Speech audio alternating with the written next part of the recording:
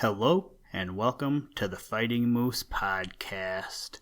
I'm your host and narrator, Jason Hendrickson. This is a podcast where I retell stories, some fictional and some historical, that can be enjoyed by people of all ages. If you are like me, you don't really tend to reread books, and then every once in a while, you need to purge the bookshelf. Well, this purge happened a few days ago at our house. Between John and I, we ended up getting rid of a whole box of books. Now don't worry, these end up at the local Goodwill so other people can enjoy them, and that is usually where we find all of our books anyway. At our local Goodwill, the paperbacks are usually on sale, 4 books for $1. I mean, you can't beat that price. Anyway, one of the books that was getting donated was Mutiny on board the HMS Bounty. Looking through that box, John asked me if this story was available for the podcast, so I said I would check if I could find it, and sure enough, I did. Reading the foreword of today's book, I couldn't tell if this is supposed to be an abridged version or not, but from my recollection of reading the book, it really just gets down to the meat and potatoes of the story. So today, we read the story, Narrative of the Mutiny of the Bounty, from the book Great Sea Stories, edited by Joseph Louis French. Now, let's turn to today's story. I hope you enjoy. Let's begin. Liftoff. We have a liftoff.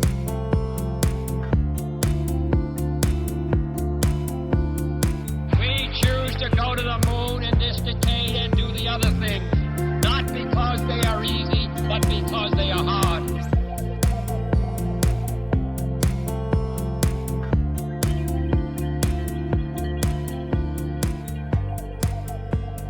Narrative of the Mutiny of the Bounty. About the year 1786, the merchants and planters interested in the West India Islands became anxious to introduce an exceedingly valuable plant, the breadfruit tree, into these possessions, and as this could best be done by a government expedition, a request was preferred to the crown accordingly. The ministry at the time being favorable to the proposed undertaking, a vessel named the Bounty was selected to execute the desired object. To the command of this ship, Captain W. Bligh was appointed August 16, 1787. The burden of the Bounty was nearly 215 tons. The establishment of men and officers for the ship was as follows: 1 lieutenant to command, 1 master, 1 boatswain, 1 gunner, 1 carpenter, 1 surgeon, 2 master's mates, 2 midshipmen, 2 quartermasters, 1 quartermaster's mate, 1 boatswain's mate, 1 gunner's mate, 1 carpenter's mate, 1 carpenter's crew, 1 sailmaker, 1 armorer, 1 corporal, 1 clerk and steward, 23 able seamen, total 44. The addition of 2 men appointed to take care of the plants made the whole ship's crew amount to 46. The ship was stored and victualled for 18 months. Thus prepared, the Bounty set sail on the 23rd of December, and what ensued will be best told in the language of Captain Bligh. Monday, 27th April 1789.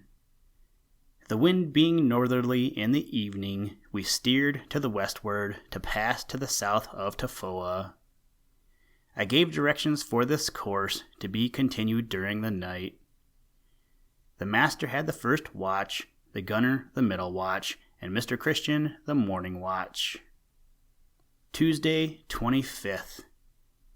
Just before sunrising, while I was yet asleep, Mr. Christian, with the master-at-arms, gunner's mate, and Thomas Burkitt, seaman, came into my cabin, and seizing me, tied my hands with a cord behind my back, threatening me with instant death if I spoke or made the least noise. I, however, called as loud as I could in hopes of assistance, but they had already secured the officers who were not of their party by placing sentinels at their doors. There were 3 men at my cabin door, besides the 4 within. Christian had only a cutlass in his hand, the others had muskets and bayonets. I was pulled out of bed and forced on deck in my shirt, suffering great pain from the tightness with which they had tied my hands. I demanded the reason of such violence, but received no other answer than abuse for not holding my tongue. The master, the gunner, the surgeon, Mr. Elphinstone, master's mate, and Nelson were kept confined below, and the fore hatchway was guarded by sentinels. The boatswain and carpenter, and also the clerk, Mr. Samuel, were allowed to come upon deck. The boatswain was ordered to hoist the launch out, with a threat, if he did not do it instantly, to take care of himself. When the boat was out, Mr. Hayward and Mr. Hallett, 2 of the midshipmen, and Mr. Samuel were ordered into it.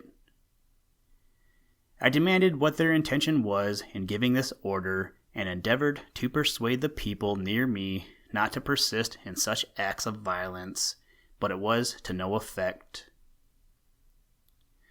Christian changed the cutlass which he had in his hand for a bayonet that was brought to him, and holding me with a strong grip by the cord that tied my hands, he, with many oaths, threatened to kill me immediately if I would not be quiet.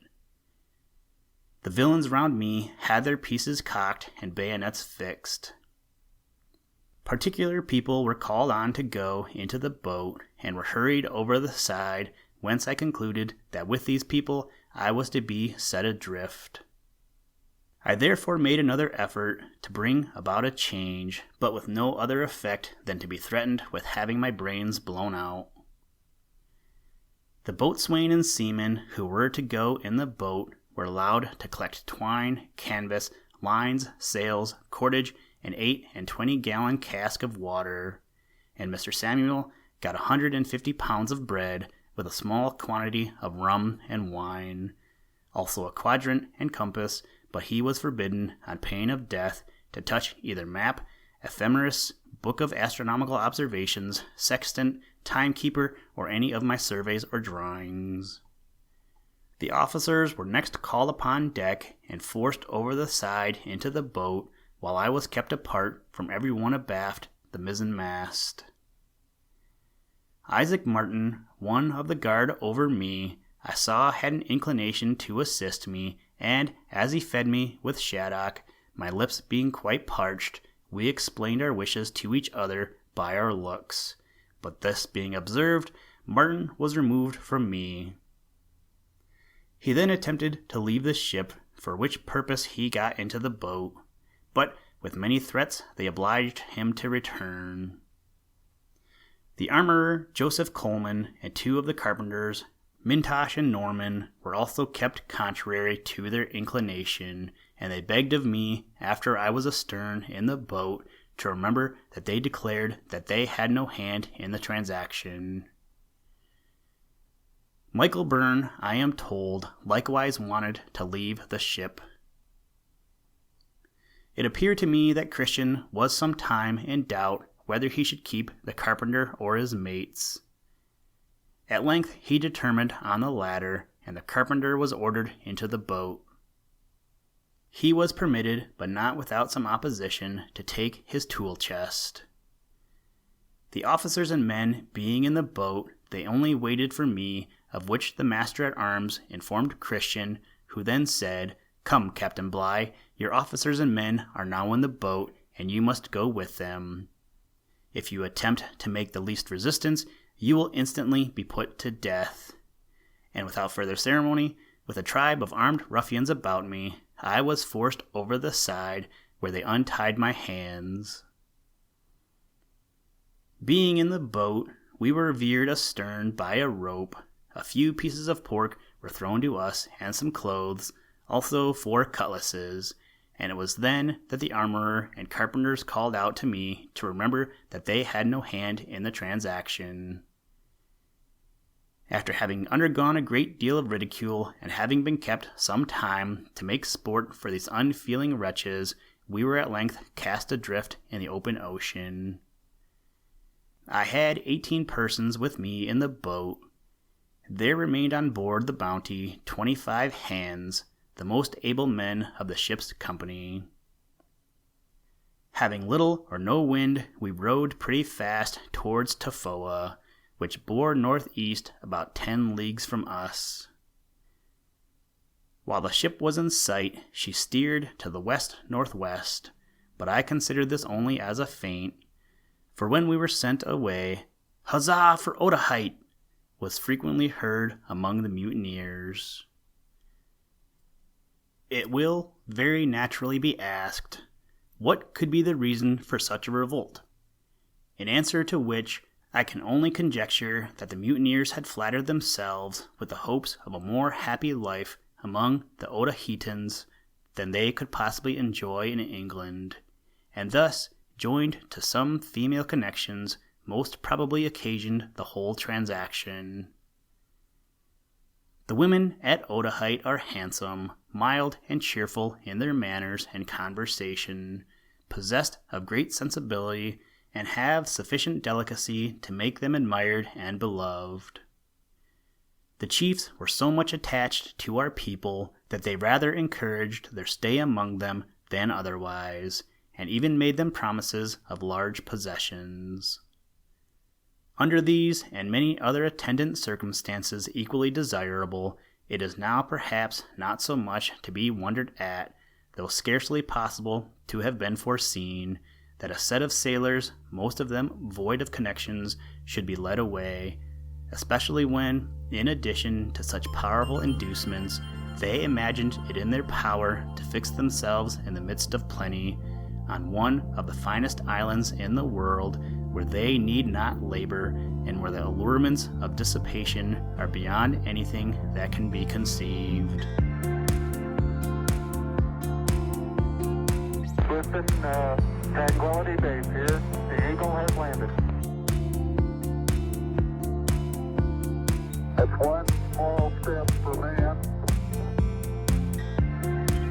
one giant leap for mankind.